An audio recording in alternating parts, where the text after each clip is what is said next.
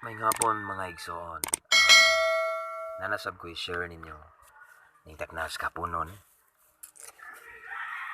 Dugang pagdasig kanato no kay ako nabantayan karon mga sa karon tungod aning issue sa coronavirus sa mga quarantine diha. Daghang mga katawhan, daghang mga batan-on, tanan, daghang mga batan-on, mga students nga kanang gilaay na sa ilang kinabuhi daw kay murag kanang nagsigil sila pundo sa balay labi na nay curfew, labi na ning gitawag og 24 hours curfew. And then naay daghang mga trabahante nga wala nakatrabaho, naay daghang negosyo nga na temporary close ba at this moment tungod lagi ani nga issue.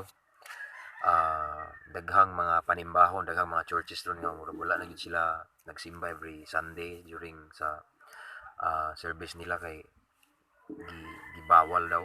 So mao na nga ang uban karon naglibog, ang uban karon wa ganahi, ang uban sad ning reklamo.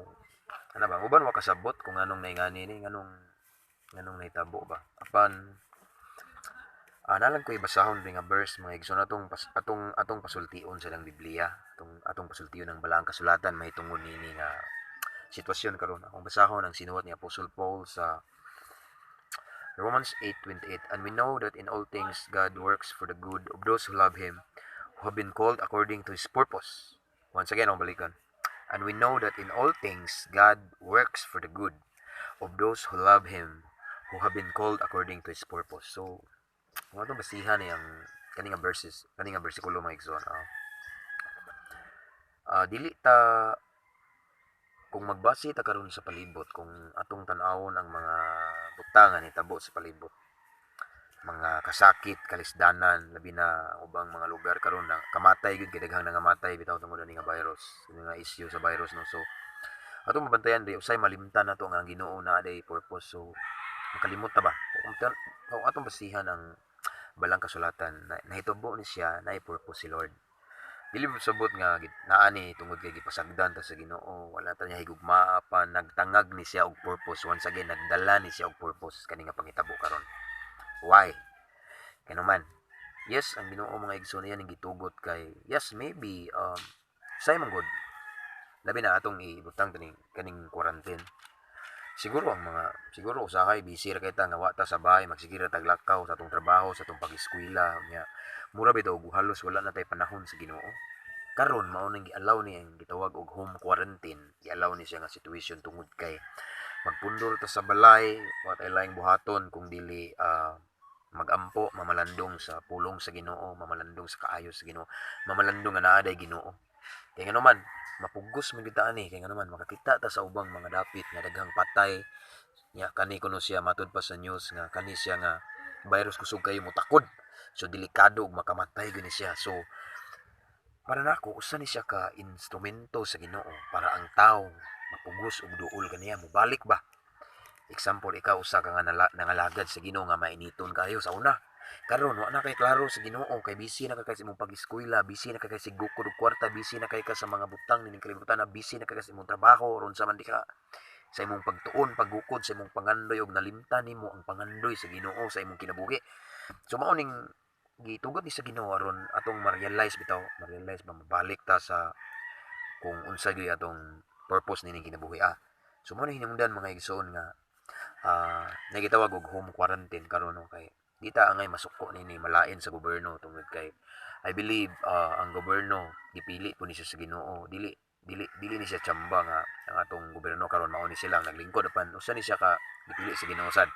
So matud pa sa balang kasulatan nga atong respetuhon ang gobyerno, tahuro na to. So ang mando sa gobyerno nga naay gitawag og home quarantine ana ta sa balay matag pamilya labi na katong mga minors or katong mga 65 above na dili pagawason nga naman tungod kay gusto lang nga magpuyo ta sa balay ra nya. Maybe gusto sa Ginoo nga kana bitawng sa balay ra ta magiusa mag Bible study nya magampo gid kanang gitawag og aduna gid tay united prayer, mainiton nga pag-ampo, maghinulsol ta sa itong mga pagkulang sa Ginoo kay I'm sure na gid tay mga pagkulang sa Ginoo siguro tungod kay busy ra kay ta sa mga butang temporaryo ra ba ning kalibutan. So panahon ni nga atong i-restore nga atong first love sa Ginoo, atong i-restore atong kadasig, atong pagkaminiton nga nangalagad niya.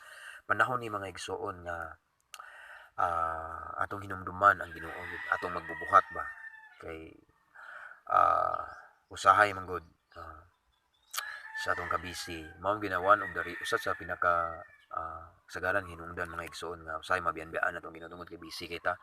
Busy ta dili man giingon nga daotan natong gihimo kay for the future maayo man apan usahay man gud ang gamiton sa yawa kanang time bitaw. Yes, maayo imong gibuhat pero nahurot ang imong time gikutkot sa demonyo nya wa na kay panahon sa Ginoo. So kani siya perfect ni siya nga gitawag og situation karon kaning mga quarantine kay ngano man dako kay tag time sa Ginoo, dako ka tag time nga mamalandong siyang pulong, dako ka tag time sa pagampo. And then katong ubang pamilya nga nagkatibulaag, nagkabingkil-bingkil, wa may choice sila kung dili magkahiusa karon. Di ba? Magpinasayloay, magreconcile, ingano man. Mao ng panahon nga magiusa tas pagampo aron adunay gitawag og kaayuhan sa atong nasod, kaayuhan sa kalibutan. Ano adunay kaayuhan ining virus mga igsoon. Because I believe wala ni nahitabo nga virus kung si Lord way purpose. Gitugot ni niya kay na siya mensahe ani nga maayo kay matud pa sa iyang pulong nagaingon siya diri nga in all things God works for the good. So ang Ginoo di masipyat, ang Ginoo perpekto. So wa siya sipyat nga nay virus apan iyan ning gitugot tungod kay siguro mao na lang ni rason nga muduol ta mo paubos ta maginulsol i-acknowledge ang lordship ni Jesus Christ, mubalik ta sa pagpangalagan nga magtininuod ta bukdo na to siya, himo na to siyang first priority, unahon na to siya sa tanang butang kay siya ang maghatod nato sa kinabuhing walay katapusan. Amen. Mao na akong pagdasig mga igsoon. God bless us. Glory to God.